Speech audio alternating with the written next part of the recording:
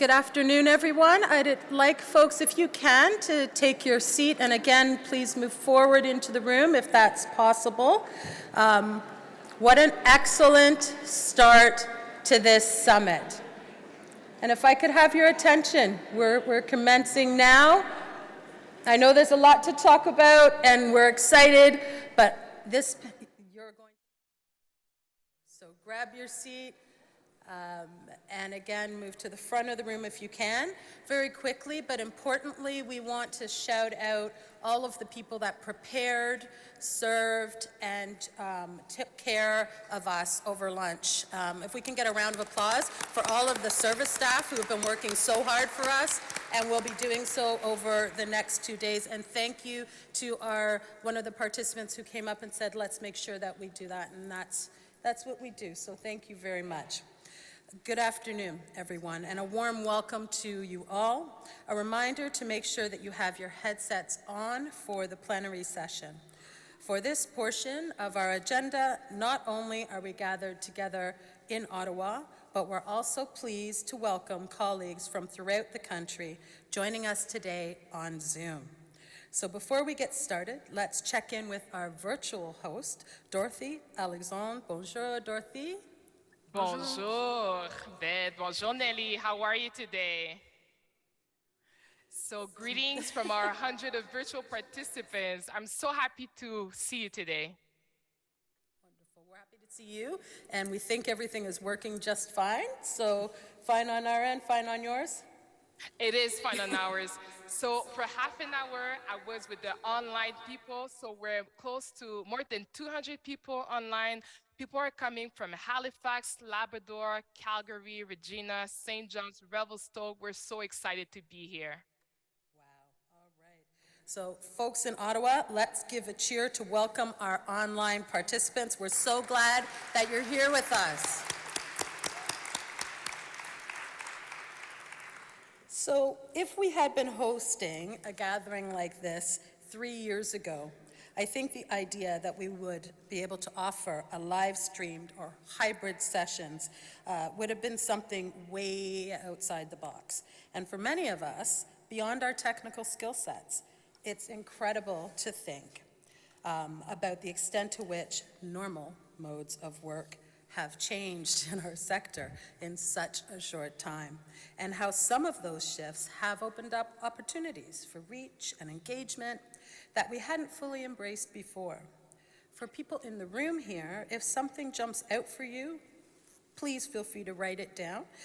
You can draw on your notebook paper and put it in the bin on your table because they will be collected, your thoughts will be collected following the plenary, and Alina will be making good use of that as she documents virtually. Yes, this is so true because as I was telling to everyone that was online earlier, we've adopted all kinds of tech tools, and we're also going to try using one for the plenary session today. So soon we'll be handing the mics over to Émilie Nicolas and our brilliant panelists. Throughout the panel discussion, like you said, if you have any questions, we invite you to input them into an app called Slido. So for the online audience, we're putting the Slido link into your Zoom chat right now. We just made a few tests with it, with light question. It was very insightful. People shared about where they were coming from, their name, what was the signification behind their name. It was so useful. As for the people who are in-person audience, there's a card with a QR code and a URL written on it. So to access Slido, you can either scan the QR code with your phone or type the link directly into your browser on your laptop or tablet. And if you're unable to access the app or the link, you can either ask someone at your table to help you with your question or look for a member of our staff team with a blue shirt who can assist. Maintenant en français. Si vous avez réussi à accéder à And now in French, if you've managed to access Slido, we would invite you to please put your questions in English or in French in Slido at any time during this session. We are going to collect your questions, and we will keep sometime at the end of the session to ask these questions to our panelists. Of course, we probably won't have time to go through all of these questions. However, we will do our best to pick those questions that are most popular. Beaucoup Dorothée pour toutes ces informations. Maintenant que tout le monde comprend bien ce que nous allons faire. Thank you for all that information. Now that everybody knows how it works, let's start. Please join me in welcoming Émilie Nicolas, our moderator for this panel. Émilie is known in the feminist environment as a writer for Le Devoir and the Montreal Gazette. She comments on politics, both on radio and TV. Please join me in welcoming her.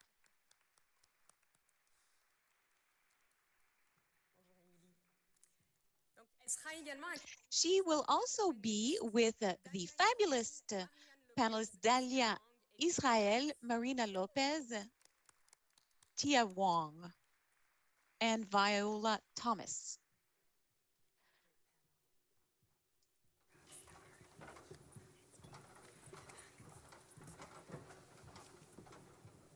Bonjour tout le monde. Hello, everyone. Hello, everyone.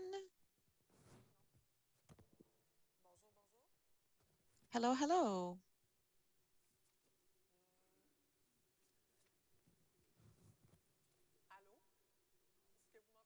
Can you hear me?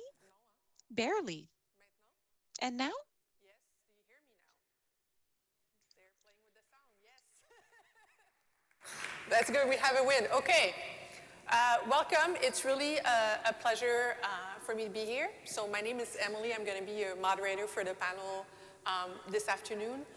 We have an incredible set of speakers today to address a very important issue, which is, and we were just the moderators were just speaking to it just before this started, but to speak to what has essentially changed, especially since the pandemic, but in the last couple of years, in gender-based violence sector. Where does that change come from? Where does it need to go? What still needs to be done? So I'm not going to be speaking more for now. I want to let actually the panelists introduce themselves. We're going to be doing things a little bit differently this time around. So I want actually to ask each of you to tell me why you care about this work, how you came to do this work. And as you answer that question, the audience will get to know more about actually who you are, probably beyond what's in the bio, which you all have at this point. So Tia Wong, maybe you start. So tell us why do you care about this work? How did you came to this work? Sure. Can you hear me? I don't know.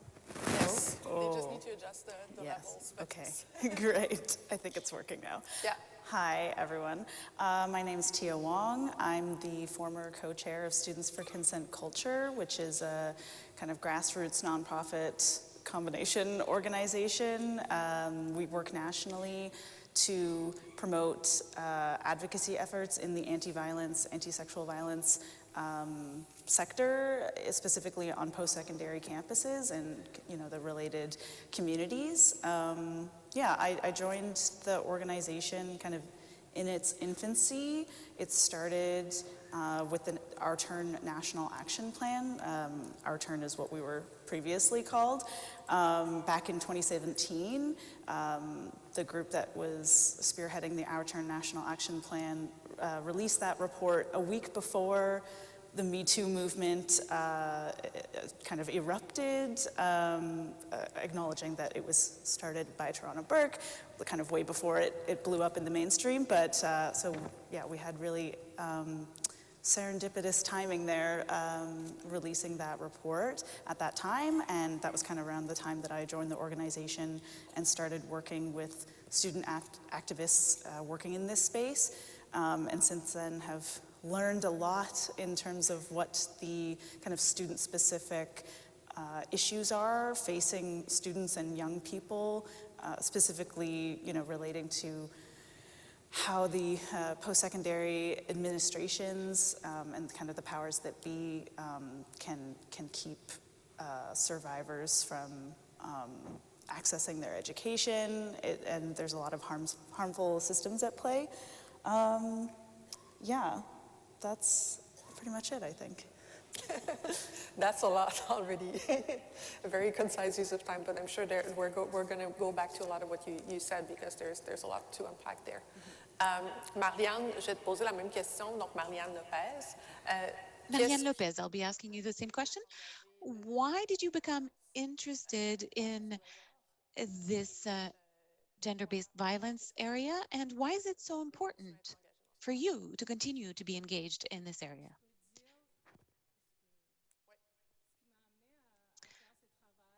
The reason I started this work is because as an individual who survived gender-based violence in a domestic manner, that's what sensitized me to the problem. In the Canadian or Quebec-based context, I came here in 2015. I left with a 5-year-old child, and I quickly became interested in gender-based violence, especially violence against women. And I was hired in the regroupement québécois des centres d'aide de lutte contre les agressions à caractère sexuel, where I was responsible for diversity. And a year after, the Me Too movement exploded. And that's when I started working with communities that were underrepresented in terms of their victimization because of systemic barriers, including Indigenous populations, Black populations, disabled women with disabilities. So I had an opportunity to get to understand their experiences that are not often brought to light in the mainstream media. So Me Too did explode. However, we seem to focus mainly on dominant group violence. So in this case, white females. So I really learned a lot throughout this work. I understood that it's important to look at the systemic barriers that prevent survivors from getting the help and support they need. And that's the reason why I got interested in the work I'm doing today. Thank you very much. You can see how when you ask the question this way, I feel that you get a lot more out of the panelists than if we simply introduce them. Share us your story and how you came to this work as well. I started, my name is Dalia Israel. I am lucky enough to be the current executive director at Weva Rape Crisis Center on unceded territory out on the west coast of the Squamish, the Musqueam, and the Tsleil-Waututh peoples. And I started at our organization as a volunteer, as a survivor, as somebody who was curious about what I was seeing in my peer group. Many of us had experienced sexual violence, and I was very clear that it wasn't anything that we had done, and I was interested in being in community. I've done a lot of work on the front lines, and now I'm just really excited to be in a position to be able to amplify survivors' voices, to make the changes to our sector and to our organization and our programming, to ensure that our work reflects the needs of survivors that need us. And so, yeah, I mean, I think the work is every day coming with a ton of humility and continuously being committed to evolution and growth, reflection, and that's what we certainly try to do every day at our organization. Thank you for that. I hope this space here this afternoon will also be a space for growth and reflection. I guess that's very much the hope. Violet Thomas, your last but certainly not the least, if you have a couple words about yourself and why you came to this work and what kind of work you actually want to see the sector do as well. I want to say Kukshem to the Algonquin Nation for their continued kindness to allow us to be in their territory. This area holds a very special place to me in my heart. Through grandmother Josephine Mandamin, she bestowed my traditional name, Animki Wadum, in this territory. So I hold a very special memory of her. She was a water protector, and I'm deeply, deeply grateful that I have this privilege to share some reflections with you today in terms of my lived experience in addressing the harms that continue to this day for Indigenous women, Inuit women, and Métis women. I came into this work not by choice. I was born into this work because it was meant to be. I was born in Kamloops, Tishquapanik, and Tishquapanulu, which is east of Vancouver. I currently work as the Indigenous Relations Manager with YWCA Vancouver, and am a survivor of the institution's genocide, which they refer to as Indian residential schools.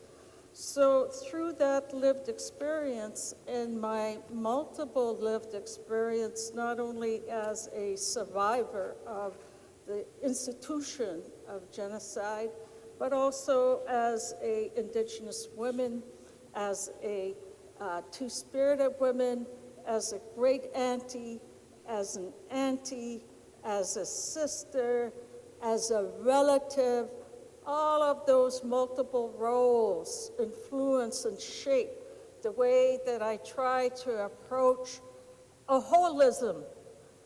Today you call it intersectionality, and I think it sounds like an operation to me. And I think it should more be about holism, because we're all made up of different parts in our being and our uniqueness. And it needs to reflect that in the work that we do. It should not be siloed and pigeonholed. We should not be brown-nosed as Indigenous women and tokenized. Oh, let's talk about the economics of pain and violence against Indigenous women and girls in this country and two-spirited people, and how that gets played out in this country. And what are the ways in which colonial and neocolonialism play off on the perpetuation of violence against Indigenous women and two-spirited persons? I feel that there has to, I always said, you know, if Canada repatriated from England, why are we following British rules of law? Why are we following British rules of order, Robert's rules of order? Where's Roberta's rules of order in our way of governance? Let's have a women's made in parliamentary system that can adequately and meaningfully address the systemic, racist, and all of the other ism harms that are inflicted against our multiple identities and lived experiences. Kukshem, all my relations. Thank you. Yeah, here. So much of what all of you have said is really important, but one of the things that's going to stay in my mind from what you said is that expression, the economics of violence, right? And I think that is a very powerful phrase that speaks to, I guess, the theme of this panel as well, which is supposed to be about how understanding of violence has changed in the last years, how some people always had that understanding, let's be clear, but that a part of the sector has been changing their understanding of how violence works in the last years. And it was actually part of the notes that I received even for preparing for this panel, that there's been a shift, or that some people are trying to shift from an understanding of violence as an individual problem of some men being, bad apples or whatnot, and to shift towards, an understanding of systemic oppression and how that works. So yes, that point about the economics of violence very much speaks to that. And I wanted to maybe as a second round have an understanding of how do you understand that change that's been happening in your lived experience in this sector. And please define sector however you want to define it. This is such a buzzword in some ways, but how do you see things have been evolving since you first got involved into this fight versus now? How do you think the sector has changed its way of understanding violence? Maybe you go first, and then we're going to go around. Yeah. So I guess to start off defining kind of what my definition of sector is when I talk about, this Maybe sector. that's a good place to start, yeah. Yeah, when I speak of, where I'm working in and the sector I work in, it is very much based in the post-secondary institution kind of world, which has a lot of considerations attached to it because it is a place of privilege because everyone involved, students and faculty and people who are in that community. So I want to recognize that. Yeah. But there's also lots of power dynamics within that. So yeah, that's where the kind of sector is. That's the community that I'm speaking from, is like the student movement and the gender-based violence resources and supports that are within that community. So whether that's on-campus counseling and the frontline workers who are working in that realm, as well as the student activists and the allies and professors that we have in that space. So that kind of encompasses the sector. But in terms of the changes that I've seen working in this sector for the past 5 years, basically, or 5 or 6, since I started my undergrad and then now I've graduated, I would say that within the people working in the sector, we've seen changes from basically trying to address the underlying causes of rape culture, as you mentioned. So addressing it on an individual level. So we do a lot of, at SFCC, we do a lot of educational work that's kind of on the ground with students, consent 101, bystander trainings and things like that on an individual level. And we've always been also involved in policy, so kind of at a more systemic level, the policies that survivors would access in terms of making a report or a complaint about incidents on campuses. But how that's kind of changed over the past couple of years is seeing the faults in the way that we have been addressing these things. We've, the student movement and feminists and activists have been working on this for as long as these institutions have existed. But obviously, obviously my experience is only from the past couple of years. And like I said, in the wake of the Me Too movement, so, this kind of pocket in time. But the changes that I've seen have been, broadening our perspectives of what strategies can work. So we've realized, and I'm sure everyone in this room knows, that changing rape culture into a culture of consent is a huge undertaking because it requires changing the minds of every individual on the planet to, respect human autonomy and dignity. So that's a big one. But in terms of changing, it's still very much intertwined with changing those systems because systems are built by individuals. So if the individuals who are writing policy and overseeing procedures within the institution, in this case post-secondary institutions, but this could also apply to government or the corporate world, if the people in charge have these ideas that come from rape culture, so misogyny, transphobia, homophobia, ableism, all of those things, it's going to inform the policy, and it's very hard to change the policy when the people in power still hold those views. But even when we've been successful in changing policy, we've had lots of successes changing policies with our scorecard from a D- policy to, an A+. And then in the years that follow, survivors are still telling us that they're encountering the same problems. So we're like, well then what have we done wrong? Why didn't it work? And it's because the views, the principles of rape culture are still entrenched in the individuals and the systems of power within these institutions. So our tactics have had to change to account for that. Yeah, we don't want to be downers, but at the same time, I think what you're speaking to is that maybe since the Me Too movement, there's been a lot of change a lot of push to change actual policy documents, especially in the university sector, to be like, okay, we're going to be doing things differently on paper. But I guess there's a way in which the system can just adapt the vocabulary it's using, but not actually change practices fully. I guess is what you're saying. So Yeah, there's other things that emerge that are not written on paper that are still a problem. So it looks A+ on paper, but there's still work to do. Yeah. Yes, always work to do.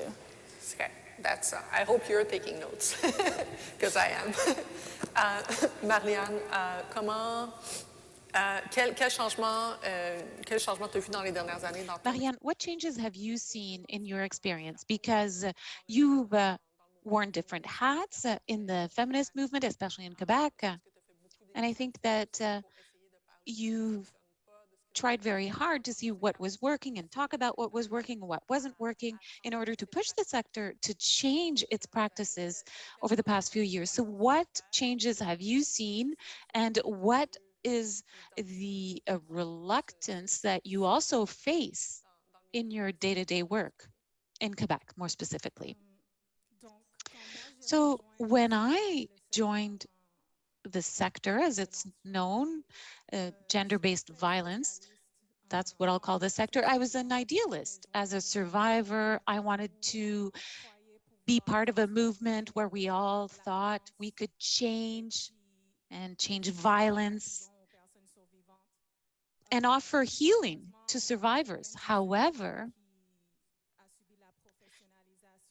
this sector has been professionalized and it's facing significant barriers in terms of funding, which means that oftentimes we have to meet the standards of program-based or project-based funding. And often that limits our capacity to act. So I'd say that the greatest transformation that I've seen is beyond the sector itself, the mainstream gender-based violence sector. And it's by working with initiatives that are grassroots in nature, that are community-based. And I think that the pandemic has brought about a lot of change. It does come with a lot of negative aspects, but it really showed us that to move forward in this fight, we need everybody. And I still have hope that we might be able to create this transformation within the sector so that rather than see it as a sector, it's a movement, a firm movement that acts against sexual assaults, against gender-based violence, but understanding that it's not a way of managing violence, because often what we see, I see a lot of despair and a lot of fatigue, because people, of course, have been fighting for a long time and now they're tired. But we have to believe that we can eliminate gender-based violence. And I think that we've come to a really opportune time. We are individuals that work in violence or gender-based violence, but we also have to see how this sector has called on marginalized communities to be part of the movement, how we also reproduced violence in sex workers, Indigenous people, Black people that still do not feel sufficiently safe in their spaces. So I think it's an opportune time if we want to move forward to see how we could transform our practices in order to really find a way to eradicate violence and all heal together. Can I ask you one question before moving on to the next person? Because you've said a lot, but I acknowledge a specific use of words. You talk about sector and movement, and you see a big difference between both, as though the grassroots movement was not part of the sector. I think that says a lot about the work that we still have to do.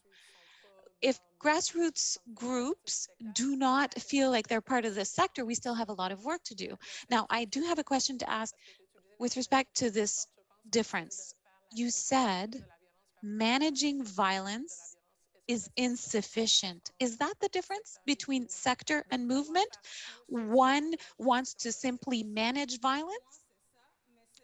For me, that's what it is. But it's also the fact that when you look at how this movement was born, it was supposed to be a way to fight back against the establishment. And we're seen as acting in collusion with the establishment because of the funding structures. So that's why I felt despair, and I thought there must be a better way. And to continue working, I turned to grassroots initiatives, community-based initiatives, where there was a way to work against the establishment. So the fact that the sector was professionalized, in the past, the movement was comprised of survivors. Now, if you look at the history of the movement, survivors met in the past in kitchens and helped other survivors around a kitchen table. But with the professionalization of the sector, we're facing new problems that limit our ability to act and the ability to demand accountability from the government. So that's the distinction I draw. Great. So firstly, make sure you use the correct words, and then also it's great to have funding, but there are repercussions that collateral damage that we have to keep our eye on. That's what I understand from what you just said. Now, Dalia. How do you see what has changed in the last couple of years and what needs to change? What can we learn from what you've been seeing as well in your own position? Yeah. So just to echo everything you just said, it's so important. And I feel like what I want to bring to this conversation is specifically speaking to white leaders in our sector.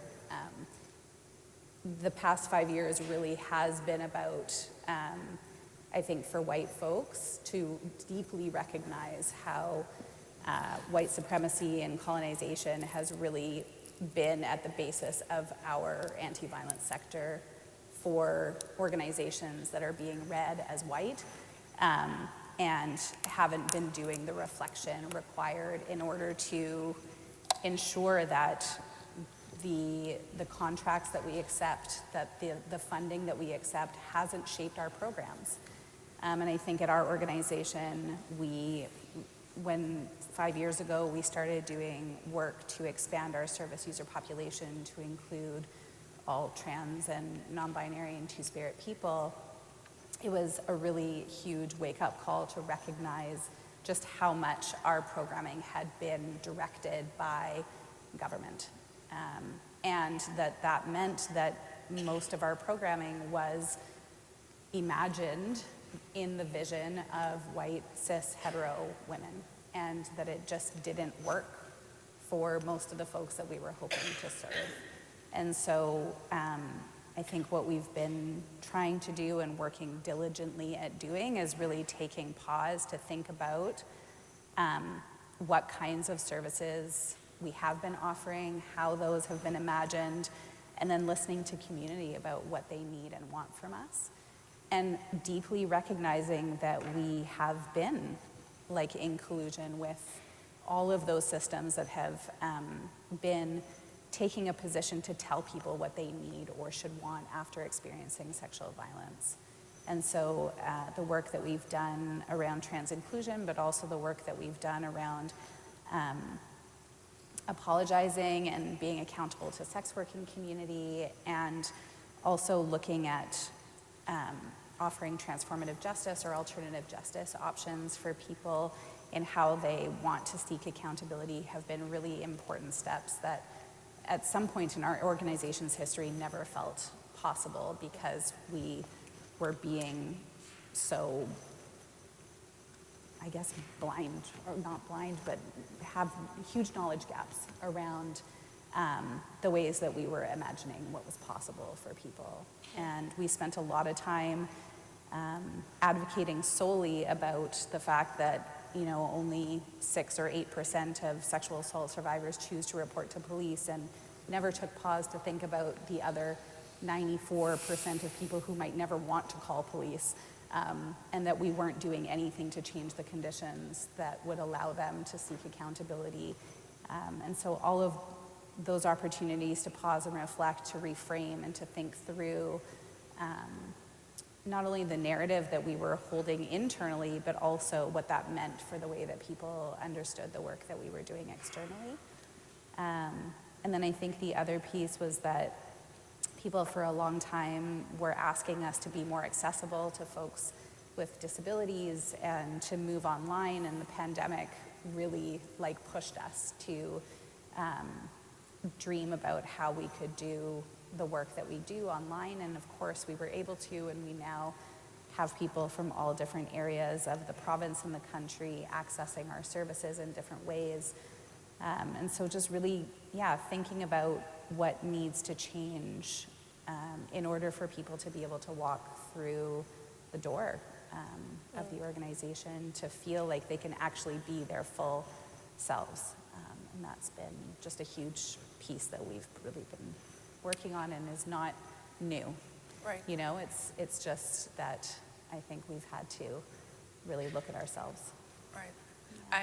I love the example you're giving with police. Essentially what you're saying is, instead of trying to make survivors fit the mold of how they're supposed to behave as survivors, how they're supposed to engage and do awareness raising of, here are the resources for survivors, here's how you're supposed to use them. You've been, I guess, it seems to be that you've been thinking of reflecting on how do we make those resources fit the survivor's need, instead of essentially trying to shift who's being asked, raise your own awareness instead of raising the awareness of the people in the community you're supposed to serve. I guess it seems to be what you're saying. And also just to, I feel like I'm constantly seeking opportunities. Is it working now? Can you hear me? Yeah. Please, from the top.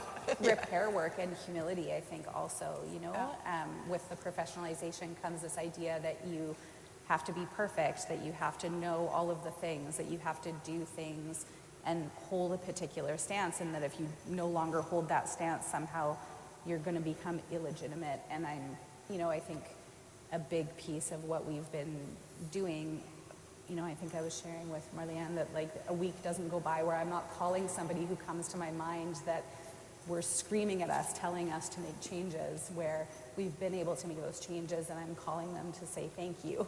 Thank you for the emotional labor that you've done, because it doesn't go 1 second in my mind past the point of what is required to show up and to keep pushing. And so I think just having that humility to acknowledge that we're going to continue to make mistakes, and we can still go back and make repair. Yeah. Violet, you've been doing this work for many years. You were working with the Truth and Reconciliation Commission. You've also, if I understand correctly, you've been an expert witness with the Missing and Murdered Indigenous Women and Girls Inquiry. There's been a lot that has shifted as well in the last years when it comes to addressing issues of violence against Indigenous women and girls and two-spirited people. How do you see that change has been happening, and what do you think still needs to change? Because I'm sure there's a lot to There has been no change ever since the imposition of the Indian Act of 1876. And when you reflect on the truth of this country and see the parallels of the imposition of the Indian Act along with institutions of genocide, multiplied by the erosion of Indigenous women's authority through matriarchal forms of governance that honored their voice, that lifted up their voices in ways that centered Indigenous women's well-being, centered their worldviews, so that influenced the way in which service and programs were were provided to the communities. In fact, I would suggest that it's become more visible in terms of the violence, the murders, the missing, on account of the fact that we still live under the colonial armpit of this country. And without facing the colonial arteries, the multiple faces of colonialism, it will never change systemically. It will only be through the restoration of Indigenous sovereignty, Indigenous matriarchs' role in their exercise of their authority to develop and deliver programs that honor the diversity of Indigenous peoples, not to be homogenized as one, not to be treated and homogenized as milk, as if all Indigenous women are the same.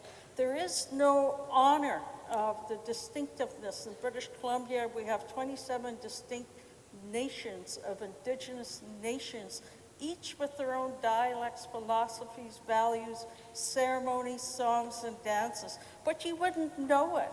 You wouldn't know it living in this country to experience the uniqueness and the diversities of Indigenous women and their multiple identities, as well as young girls. I think that without deconstructing the armpit of colonialism, it's very difficult for systemic change to move forward.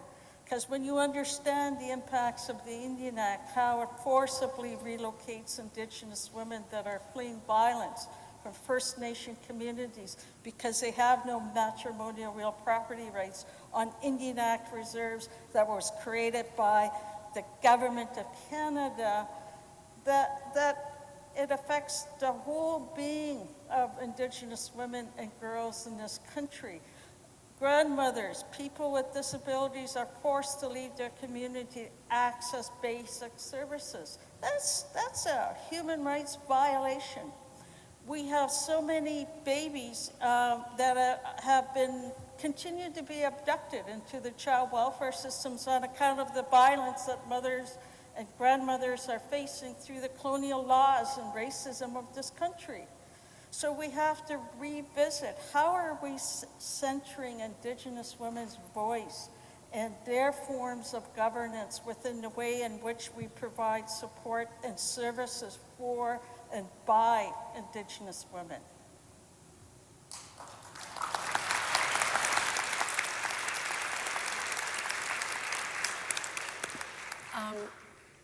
So essentially, until the revolution comes, there's not going to be change, is what you're saying. When you say, you said as well that there's been, that where you see changes, how visible, I guess, the violence has been, that it's maybe the violence is harder to ignore than it used to be, or that it's, at least from mainstream non-Indigenous institution. Why do you see that happening, and do you see in that an opportunity for the kind of systemic change that you're actually looking for? I think it really varies across the country, and it varies within each nation, it varies within each community where they're at, because you have different levels of modern negotiations going on with treaty processes.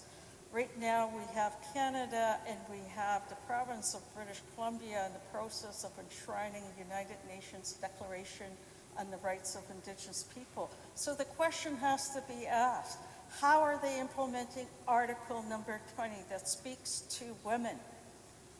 Where is the voice for that? And when you hear the government speak, they want to jump up and down and say, oh, rah, rah, rah, yeah, we're going to implement UNDRIP. But you never hear them speak about the role of women's voice in those processes.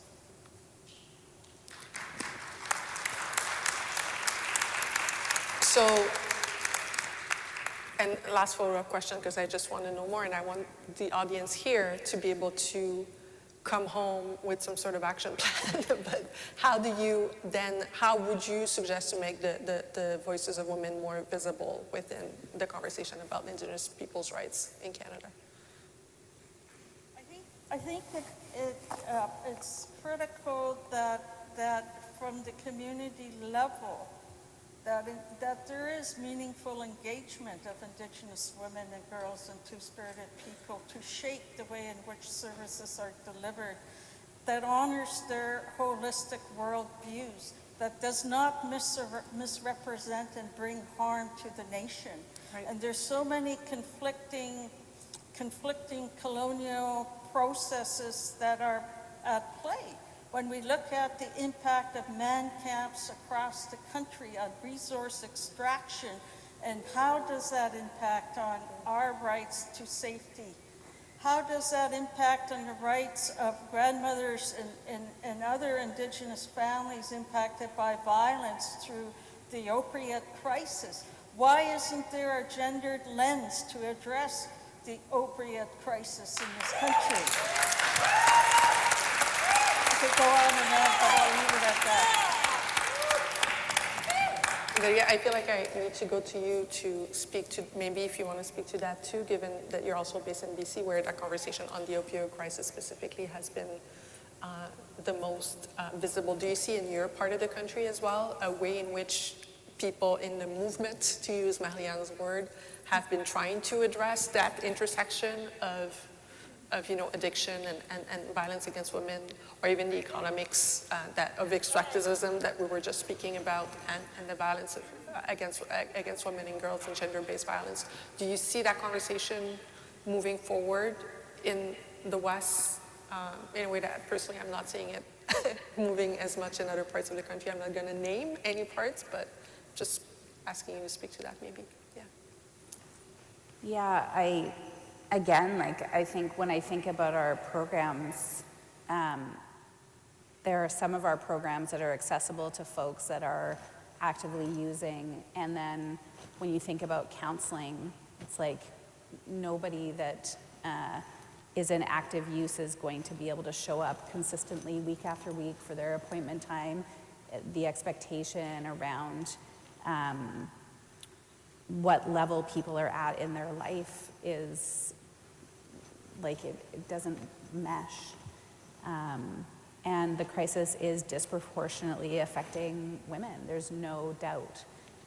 And I think that conversations around harm reduction in BC do not center a gender-based analysis, and also don't consider why, the motivation for use. So we have a 16-step group that we run at our organization, and it is consistently the group that is full of all of our support groups, and is also consistently the one that people will continue to come back to, because it's an open group, because it's available for people kind of where they're at in their healing journey and process, but it can also just be a place to be in community. And I think that with the stigma that's attached to, the relationship with substances that people have when they're trying to cope with their trauma, there's not a lot of spaces in community where people can just come as they are to have those conversations. And I think that, as a sector, as a movement, that I don't know that we're actually serving people the way that they need. Yeah. Is this working? Yes, now it is. There's always a couple of delays. It's really interesting because one of the things I guess we had been starting to address with you, Tia, and with Marianne as well, is the idea that people are good with, or people are getting increasingly good at using words like intersectionality, but that when it comes to actually putting that in action, we've just named a good example of where we still need to be pushing our actual practices further. I'm gonna maybe ask, I don't know who one of the two of you, maybe Marianne first, and then Tia. I guess we're going the other way around this time. Marianne, do you have any another example of a practice that needs to change, or that you've been pushing to change within just how we address gender-based violence? That, it is about intersectionality. People get the vocabulary, people get the gist of it, but when it comes to application, that you've been, I guess, trying to push for that to actually become concrete and make a difference in people's lives. En français. Euh, je pense qu'une question que je I me think that one of the questions that I ask myself when I've been listening to you is the following. Who's making us responsible as a sector with respect to the services we offer? What do I mean by that? Well, the conversation that you're having here, having them or having this type of conversation in my province is very difficult. It's difficult because there are no resources for women who take drugs, not many resources for women who are involved with the law. So when I started working in this sector, I wanted to offer workshops in prisons, but it wasn't seen as something that the sector should do. We say, well, you don't want to prioritize those women that committed crimes. It was as if we were participating in the system whereby we were punishing these women, knowing that most people that are incarcerated are survivors who suffered. When I hear you talk about that, that's what I was thinking about accountability as a sector. Even if we don't have all the necessary resources, you know, we still should be responsible. And there are many people, according to me, who still don't have access to services. And I'm thinking mainly in my province, as in others, I'm sure, the exclusion of transgendered people from services. There are no safe services for trans people. Uh, And what I'm also thinking of is the fact that often I had to work with Indigenous communities outside of Montreal.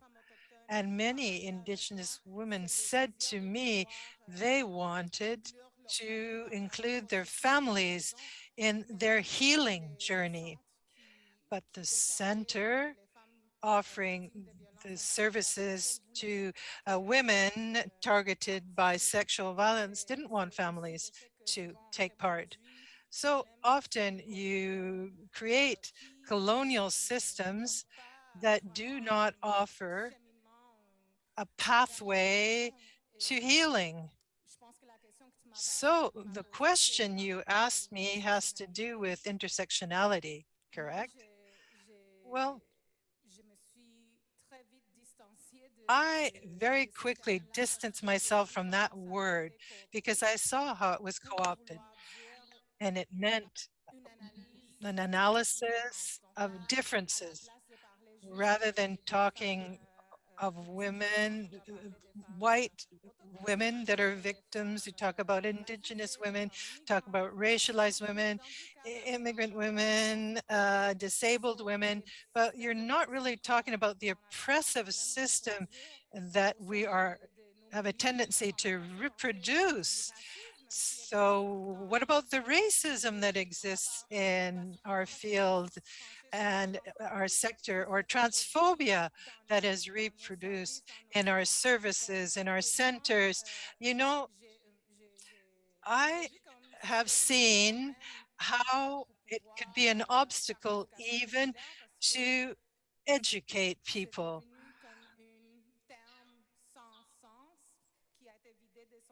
And it didn't mean anything anymore. And if you really know the root of the word, it's analysis. It's an analysis of power, of oppressive systems. I can't remember what your question was. So I was asking for concrete examples of what the word meant. How in your work do you think we could continue to apply it? But you gave an answer. You talked about the importance of thinking about incarcerated women, women in prison, who are often not taken into consideration in this service offered. You talked about transgendered women, you talked about non-binary people, and you talked about in the case of Indigenous survivors or victims, how the services are structured with respect to the person rather than the family. You gave 3 examples after the question I asked you. So there you go, you gave me 3.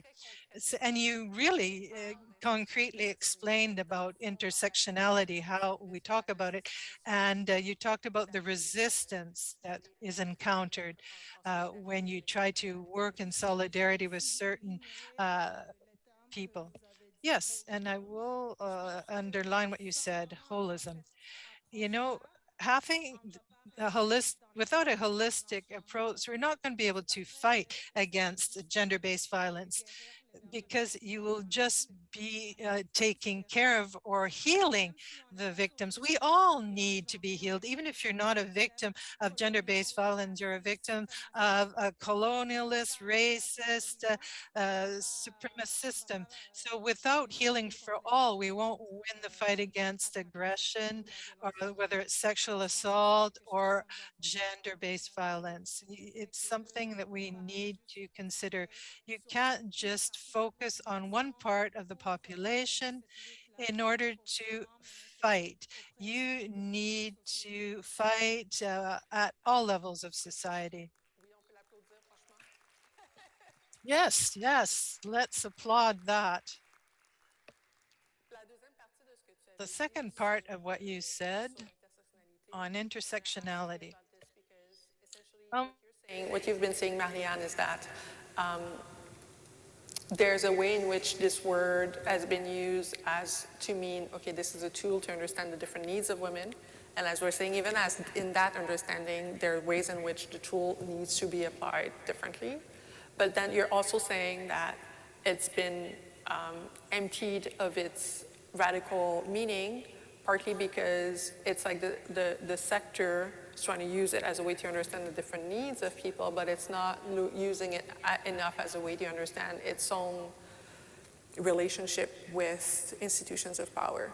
And I think it speaks to what you were saying, I guess maybe even in your first statement here, in terms of how when the people in charge, for example, in the post-secondary sector in universities, when people in charge themselves haven't changed, when their understanding hasn't changed, but the vocabulary changes, it doesn't necessarily change the entire experience of, survivors and how they can navigate the system. So do you want to speak to, I don't know if it's intersectionality specifically, but that tension that you're seeing in terms of people trying to push in a post-Me Too era to basically appear as if they're moving in the right direction, but then there's still some work to do. And maybe the question I want to ask you more directly is how do you personally try to address that, navigate that, remind people of the actual work that needs to be done, essentially navigate the public relation spectacle aspect of it. How do you make sure that people stay real in spite of it all? Okay, this is a big question, but I wrote some of that stuff down so I don't forget. So something that was kind of going through my mind while you all were speaking is, I know, this intersectionality term is a little bit of a buzzword, and the post-secondary institutions have definitely picked up on it and, applied it in their PR strategies, and even in policy. One of the asks or the demands that we have on our policy scorecard with SFCC is adding a definition of intersectionality in the definitions of these sexual violence policies, which has been adopted by some schools, I believe. But again, it's on paper. Whether that changes anything materially for students that attend these institutions, the answer is probably not much has changed. And that's evidenced by, the lived experience of students who everyone has an intersectional identity if you're, considering the definition of the term. But, students are showing up to these campuses and the institution views them as a student.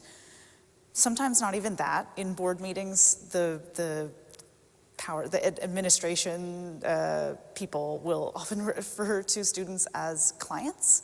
They're not even students, they're just, it's a business transaction basically. So starting from that, they're not viewing them in a holistic way, which is, I love that has been brought up. Students are not just students, they're mothers, they may be living in poverty, they might be experiencing the plethora of issues related to colonialism and the ongoing effects of genocide.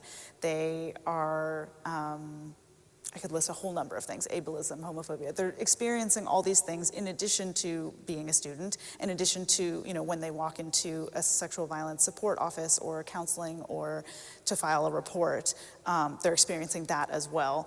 And the supports that exist and the policies that exist do not take that holistic approach to these students. And yeah, the policies and procedures don't support them in the ways that they need, considering all of those intersecting factors. And that just kind of comes down to the fact that, I guess this will circle back to the second part of the question, and how, at least with Students for Consent Culture and me personally, how we're kind of seeking to change these things and get to the root causes of these problems, is that, we're Students for Consent Culture, we're an anti-violence organization, but we learned very quickly, and some of us have known this for a very long time, and I'm sure everyone in this room also knows, that having a one kind of problem approach, it doesn't work, because when someone comes to you, whether you're frontline or whatever, they're experiencing all these other things. So something that we've been doing as part of our organization is having like communities of practice that address other issues. Like we have a anti-carceral transformative justice community of practice to explore how those themes and the theories and writings, like the seminal literature, Angela Davis and things like that, how those impact our work. It's very intertwined, especially with sexual violence, because the carceral police system is very intertwined, but even things like encouraging working in your community on anti-poverty initiatives, or coming out to support, encampments that are being evicted and things like that. All of that has to do with sexual violence, because people who are impacted by sexual violence are also being impacted by these other systems of oppression, and until we eliminate all of them, none of them can be eliminated. It has to kind of all fall down at once, which I think you were kind of referring to as well. Yeah, so it's a big undertaking because we're a tiny organization, but in the small ways that we can, we are trying to, kind of work on other issues that aren't directly related to sexual violence or directly related to students, because we recognize that the intersectional identities of students. Students are human beings that operate in their communities, and they face these other types of oppression and need support in those ways as well. But we're definitely in the kind of baby stages of learning and exploring all of these things and the solutions to these issues. So, just waiting for the mic. Hello? Mm-hmm. Yes, okay. So basically you're saying that you're spending more energy than you used to, or that your organization used to, in terms of reaching out beyond the very narrow scope of what's, on paper officially your mandate, and trying to build those maybe solidarities, or just working coalition maybe, or just broach, go beyond the very narrow scope. Okay, we're students and we're working on this and that, this and that institution. Is that something you're trying to do more than you used to? Or? I would say more than we used to, because like in our mission statement, we list all of these things. It's right there, like we're anti-colonialist, anti-capitalist organization. So, I mean, we're a very young organization, so I think we wrote that mission statement maybe 4 years ago, and we started 5 years ago. So, yeah, we kind of quickly came together, and the whole reason this organization started was because we saw a gap in the kind of student environment of an organized group working specifically on anti-violence in kind of student spaces or post-secondary, the post-secondary sector, I guess. So yeah, we are very kind of adamant about those values, and every day we're learning something new on how to kind of enact those values within the organization and externally to the work that we're doing, you know, with the community and with students. We're roughly 10 minutes before question period, so I'm just reminding us, before I ask my next question, if you have any questions, si vous avez des questions, now would be the right time to think of them, write them down in the app so that we can get them to as many of them as possible before the end of this panel. Donc, posez vos questions le plus dans l'application pour qu'on puisse y avoir accès et y répondre. So please ask your questions in Slido before we can answer them before the end of the panel. To answer. We've been talking about the issues, which is, I think, fundamental for us to have this space where we take the time to do it, because I feel like there is often this pressure for positivism or positivity that can be very toxic, in the sense that it's just like there's no space to actually address what's going on. And I hope that you're receiving what the panelists are sharing on stage as this opportunity to have this real conversation. I also want to give you the opportunity to speak to something that you've been a part of that you're really proud of in terms of the impact that you've seen it's been having, something you've been able to change in the work that you've been doing, and that you think, okay, no, that was really important, and that made a difference in people's life. And it can be big, it can be small, it can be, you know, a collective that you've, you know, a space for solidarity that you've created, at least in sharing, opening up the conversation about the kind of issues we're speaking to now. But, you know, an example of something concrete that really helps that people could be inspired by in this room. Whoever wants to go first.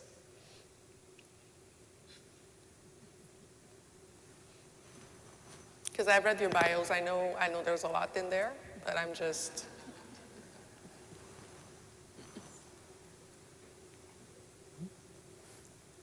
I think nurturing a different narrative, you know, with Canadians to challenge their complacency and complicity to the ongoing racism. And sorry, do you hear her well? Yes? Yes, everyone, or no? No, you don't hear. Maybe you can put your mic a little bit closer. The actual mic. I think it's muffled.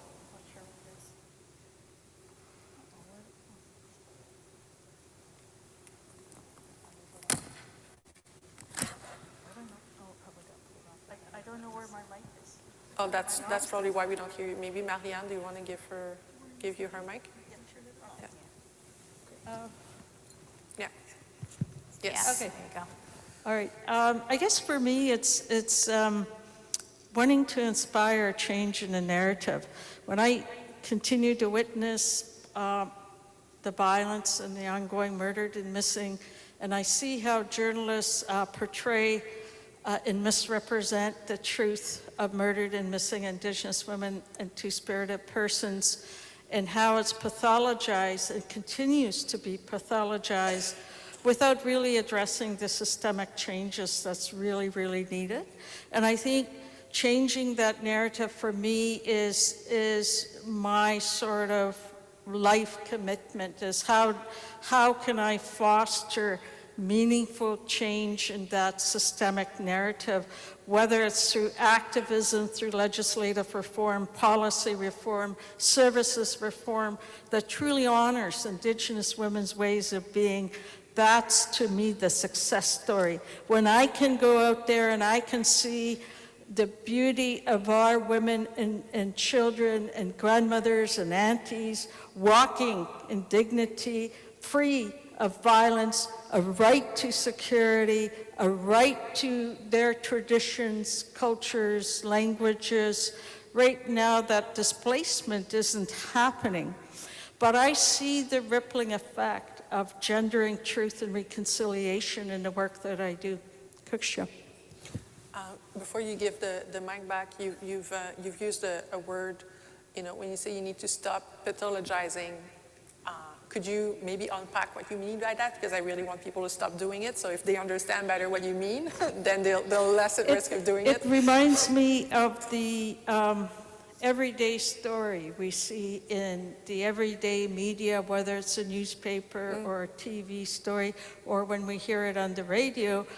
Oh, women burnt on Hastings Street, downtown Eastside, with no critical analysis around how and why did that happen? Or when I hear the story of the young Indigenous women up in Prince George who were violated by RCMP, and it took 7 years for them to push for an independent inquiry.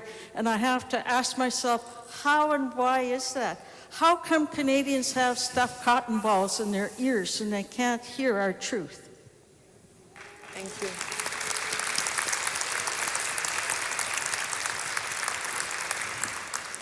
I'm assuming the applauding is because you got it. Anyone else wants to share something that they're seeing that really, that they want to share that is actually, it's been inspiring, it's been having an impact? I can speak. Yeah, to go something. ahead. It's kind of more a general, not a specific thing that we did that was a success, but we have been able to get some of our reports that we've written, like I mentioned, the Our Turn National Action Plan from 2017, as follow-up report to that came out 2 years later.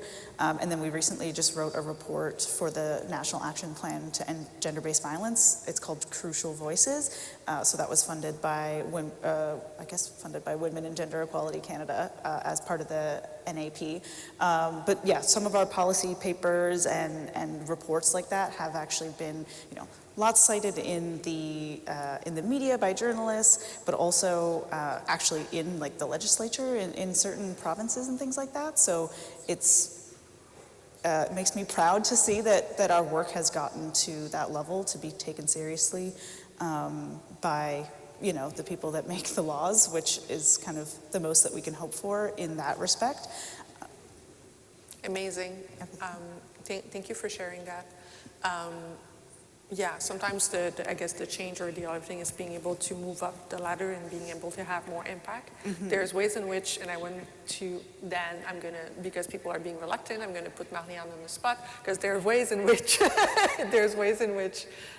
it's about, having an impact is about going up the ladder, as you just mentioned. Sometimes it's just going down to our roots and our basis. And Marianne, tu viens de lancer un collectif afroféministe. You just started a collective in Montreal. Maybe you can speak to that, to your experience. What's the hope that is behind this new collective? Yes, so for the past 4 years, unless I'm mistaken, I've been working with another extraordinary woman called Jen Almeida. We started research on Black women and their experience in feminist environments and also in the gender-based violence sector. And we collected a lot of testimonies from Black women who shared their experience, an experience of violence, unfortunately, within the sector. And it was so systematic and so systemic that we said we have to do something with it. We have to try and find a space. Everybody wanted a space where we could share our experience with this violence, but also get mentorship, find healing together. So for 4 years now, we've been working hard at starting this collective of Black feminist women called Harambek, and we are now working with another Black feminist called Pauline Omami, and we have a big network of Black women standing by our side, and we hope to be able to roll out training that will serve this extraordinary group of women. But to answer the question, something that makes me proud or that gives me hope, it's seeing younger women, youth, and our successors. You know, over the past 2 or 3 years, I've worked side by side with racialized people, mainly Black women, who built a prevention program, a transformative program, and the person that built the program is here. Osaka is here. Sorry for calling you out. So yes, youth is what gives me hope, especially when I'm tired, when I feel that I've given everything I had, that I feel weary and I feel like dropping everything. I see this youth that's so empowered, that's got such a bright future. I think that we should let them guide us. And I think that often with young people, we're pretty condescending. We feel that we have more experience. And in fact, yes, I come from a culture that values elders, and rightfully so. But I think that we have to make room for youth. Personally, I learned a lot from the young people I work with. And I think it's important. Thank you. Any last words before we go to the question period on that? I mean, you cannot be the only one not having any idea. Like it's not possible, right? Yeah, so I think that what I and we as an organization are proud of is that we've done some expansion and reflection over the years that has resulted in programming that is reflective of the values that we want to have. So Such as? expanding our service user population, which I mentioned earlier, to include all trans folks and non-binary and two-spirit people. Prior to that, we had only been providing services to cis and trans women. We've also been able to make repair with sex working community, and we'll continue to do that and be accountable.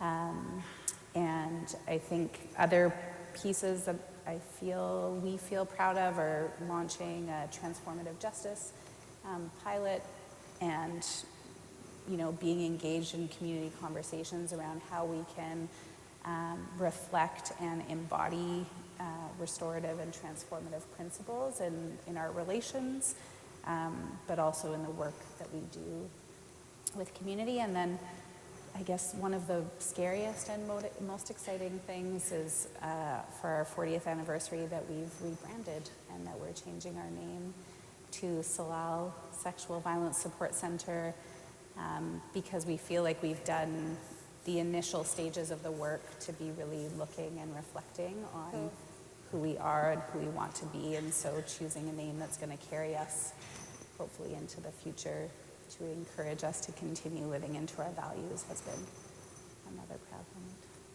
I mean, look at people being like reluctant to share and then like listing like 8 things in like under 2 minutes afterwards.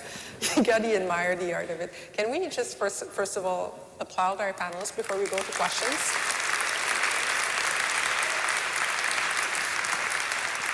And I also want to thank you, because I'm being told that there were a lot of excellent thoughts and comments that got shared on Slido. We won't get to all of them, but we do have time for some questions, and we're going to go to them right away. So the first one is, do you have any suggestions for re-energizing our movements to end gender-based violence at a time when so many of us are exhausted? So how do you deal maybe with your own exhaustion, re-energize yourself, and then re-energize the whole movement? Who wants to go? Yeah, go ahead. Yeah. Quickly. I was actually just thinking after Malahan, you answered the last question about like youth and kind of tapping into the the energy that the youth have and being very hopeful about that. I mean, I am a youth, I guess. But I think that's kind of a good strategy, is like young people are very mobilized these days, like speaking as one of them, but also like I'm on the older side of the student movement. So I see, I was at a conference a couple weeks ago with all these student leaders from different universities, and I know that there are activists and things that are not involved with the post-secondary kind of complex. So yeah, there's energy to be tapped there, and I don't know if other folks can speak to, you know, what kind of programs and projects that exist in the sector for kind of bridging the gap between, you know, current service providers and people or activists and people who are like kind of just entering that. But for SFCC, that's kind of the whole reason we exist, is because in post-secondary you have about 4 years that people are on campus, give or take a couple years, and so there's a huge turnover every 4 years of, you know, all the people who are doing activism, whether it's in the student union or grassroots, they leave and all of their knowledge and everything goes. And so we're trying to kind of be an institutional memory for that, so that all of their wins don't just disappear every 4 years or every year as people exit the institutions. So that's kind of one way that we are, I mean, our whole organization kind of exists to do that, but, you know, writing reports and getting things down so that we don't forget the hard work that's been done by the people who come before us, and for the people who come after us to have that knowledge and spread it all over the country.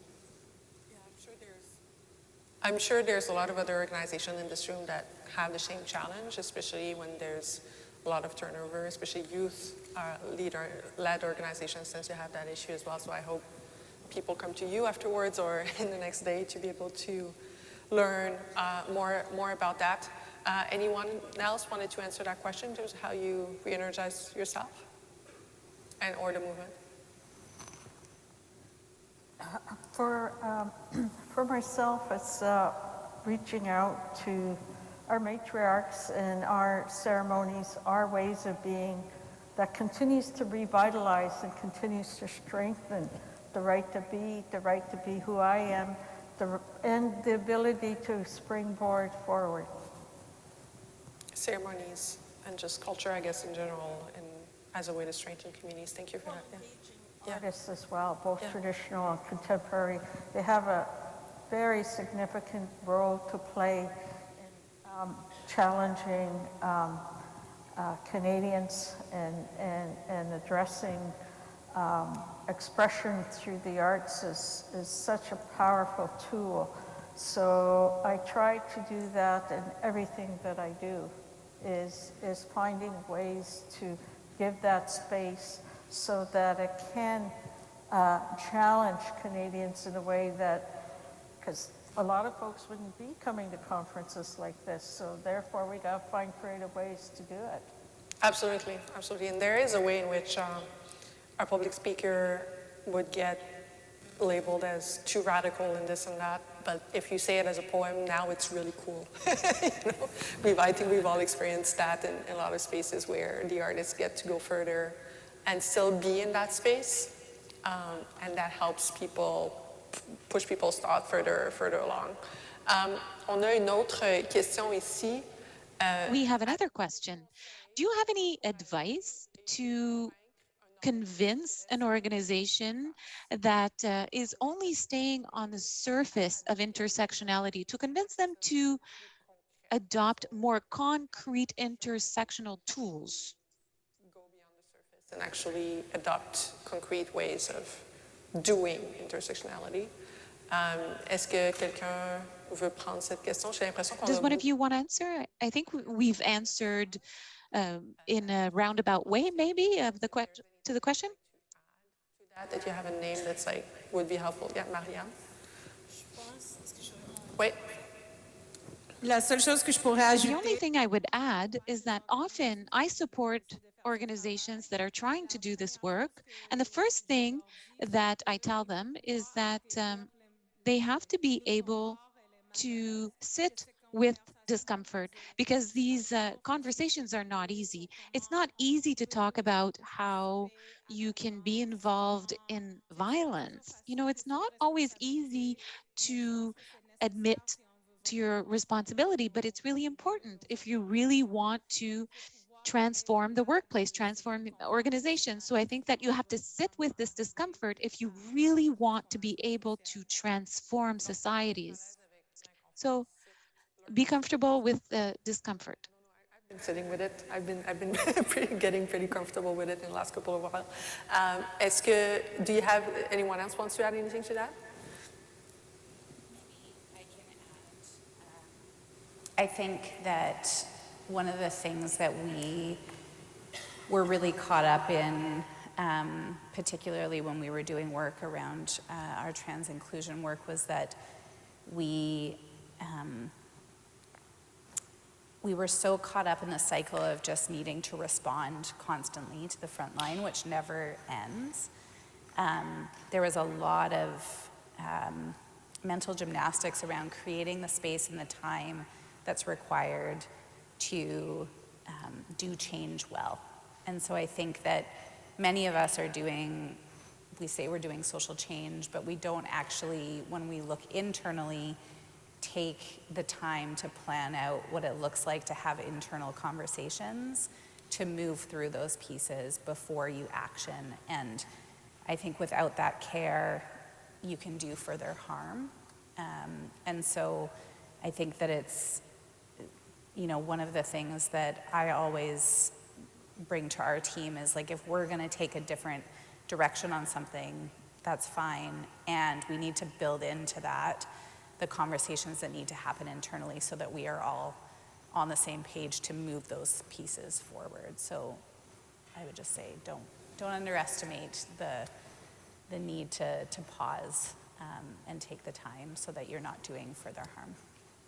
That makes a lot of sense. There is often a push to just do things in a hurry, especially when it comes to people are being nervous about their reputation, they're being called out, and then people trying to fix things, right? The instinct to fix seems to be what you're speaking to, instead of just taking the time to, once again, sit with it and do the actual learning, which is not something that's going to be done in 30 seconds or in just a day, or certainly not in a press release.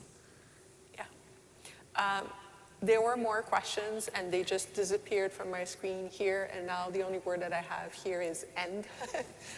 I think it's a signal that people are trying to send me about the fact that we're on time. Can we give a last round of applause for our speakers?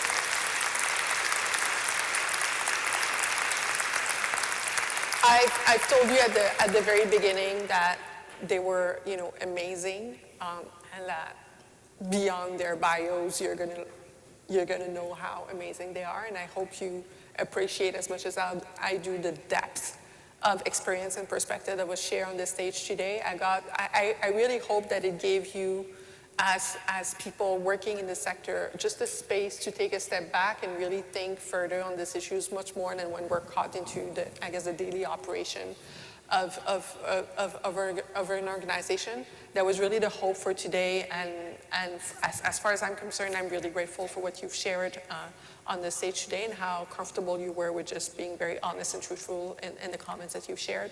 So thank you so much. Merci énormément pour le partage aujourd'hui. Thank you kindly for sharing today. And with that, we'll let the rest of this afternoon's program take our stage.